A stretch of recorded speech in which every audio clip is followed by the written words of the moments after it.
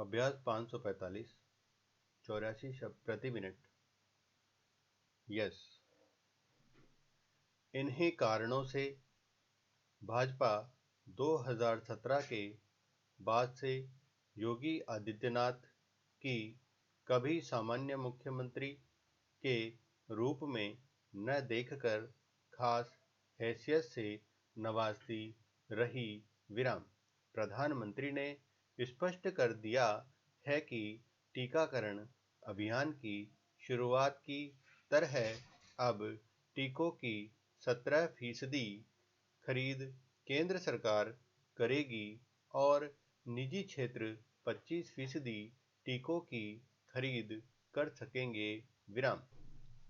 यही नहीं, उन्होंने निजी अस्पतालों या टीकाकरण केंद्रों के लिए टीकों की कीमत के अलावा सेवा शुल्क की ₹150 की सीमा तय कर दी है, जिससे मनमानी वसूली पर रोक लगेगी। टीकाकरण नीति में इस बदलाव के साथ ही 80 करोड़ गरीब और जरूरतमंद लोगों को मुफ्त में अनाज देने के लिए नवंबर तक प्रधानमंत्री गरीब कल्याण अन्न योजना को जारी रखने का फैसला भी राहत भरा कदम है। महामारी से चौतरफा प्रयासों से ही निपटा जा सकता है, जिसमें केंद्र के साथ ही राज्य सरकारों की भूमिका तो अहम है ही। नागरिक समाज को भी अपनी जिम्मेदारी समझनी होगी। मैं इटली के शहर में पैदा हुआ। मेरे पिता एक अकाउंटेंट थे। दादाजी से मेरा बहुत मिलना जुलना नहीं हुआ और जब मैं 6 साल का था तब ही उनकी मृत्यु हो गई थी। इसके बावजूद मेरे जीवन में दादाजी का बहुत अधिक प्रभाव था। आर्थिक रूप से जर्जर होने के बावजूद वह किताबों के शौकीन थे और दुनिया के बारे में अधिक से अधिक जानने के लिए हमेशा उत्सुक रहते थे। नौकरी से रिटायर होने के बाद उन्होंने जल्दसाजी का काम शुरू किया था। लिहाजा उनके घर में हमेशा ही जल्द लगाने के लिए आई पुरानी किताबों का ढेर लगा रहता था। 19वीं शताब्दी के लोकप्रिय उपन्यासकार के उपन्यासों के पुराने संस्करण मैंने वहीं देखे। वर्ष 1983 में दादाजी की मृत्यु हुई। लेकिन उनके पास रखी पुरानी किताबें वापस लेने के लिए जब लोग नहीं आए, तो मेरे परिवार वालों ने एक बड़े बक्से में वे किताबें समेटकर रख दी। संयोग से वह बक्सा मेरे पिता के हिस्से में आया, जिसे उन्होंने स्टोर रूम में रखवा दिया। कोयला या शराब की बोतल लाने के लिए कभी-कभी मैं उस कमरे में घुसता था। एक दिन मैंने वह बक्सा खोला तो बक्से में मुझे एक पत्रिका का बंडल मिला, जिसमें दुस्साहसी पर्यटकों की हैरान कर देने वाली कहानियां थी। इन पत्रिकाओं के जरिए मैंने न सिर्फ कहानी की दुनिया में प्रवेश किया, बल्कि छोटी उम्र में ही दुनिया के बारे में थोड़ा बहुत समझने लगा। दुर्भाग्य से पत्रिकाओं का वह ऐतिहासिक बंडल मैंने खो दिया, लेकिन वर्षों के बाद पुरानी किताबों की दुकानों में जाकर मैंने उसके अंक खरीदे विराम, क्योंकि उन पत्रिकाओं ने ही मेरे लेखक होने की जमीन तैयार की थी, लिहाजा मैं उन्हें खो नहीं सकता था विराम।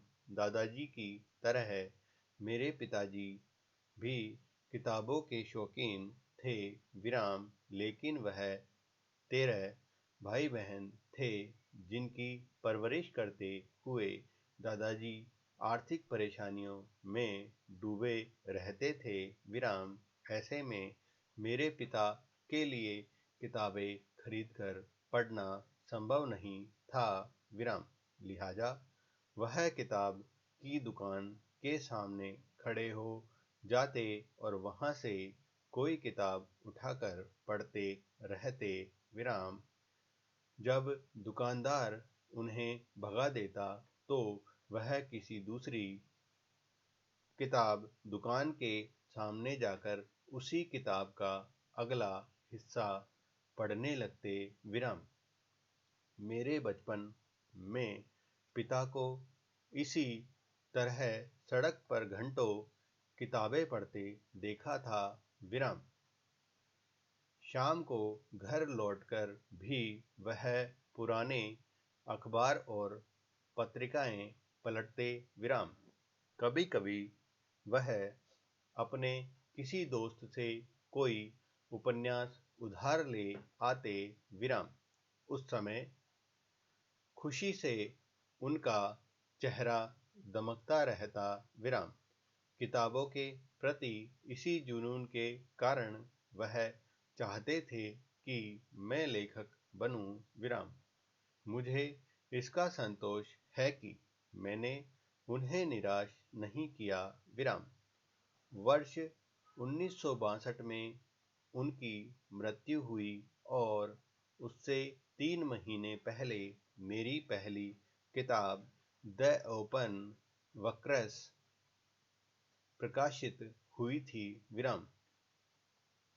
कहानियों और उपन्यासों के शौकीन मेरे पिता की मेरी इस किताब में रुचि न होना स्वाभाविक था, क्योंकि यह अकादमिक मुद्दों पर थी।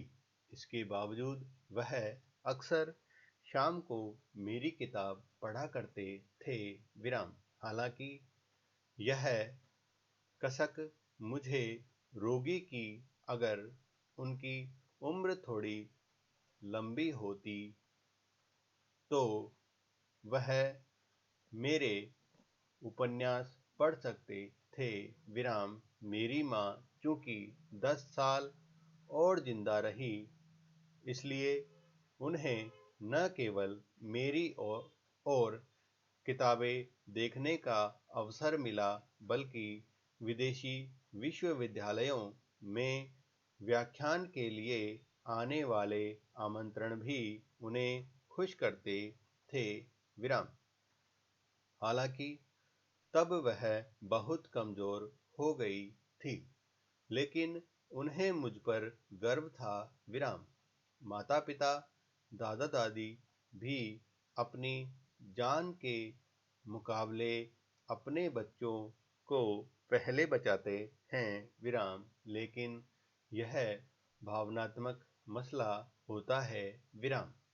अदालतें ये कैसे तय कर सकती हैं कि परिवार में किसका जीवन कीमती है और किसका नहीं विराम।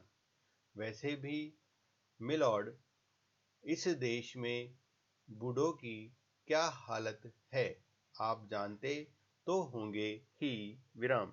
यदि अधिक जानना हो तो हेल्पेज की रिपोर्ट ही पढ़ लीजिए विराम।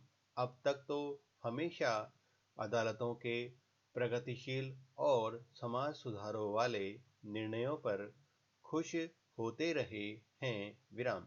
पिछले 1 महीने में उनमें से किसी को मंत्री नहीं बनाया गया है विराम। यह विपक्षी द्रमुक की चतुर चाल है विराम। वह पांडुचेरी में केरल वाली राजनीति चाल चल रही है विराम। हालांकि पुडुचेरी में केरल शैली की राजनीति करने के लिए कोई शरद पवार या उद्धव ठाकरे नहीं है विराम।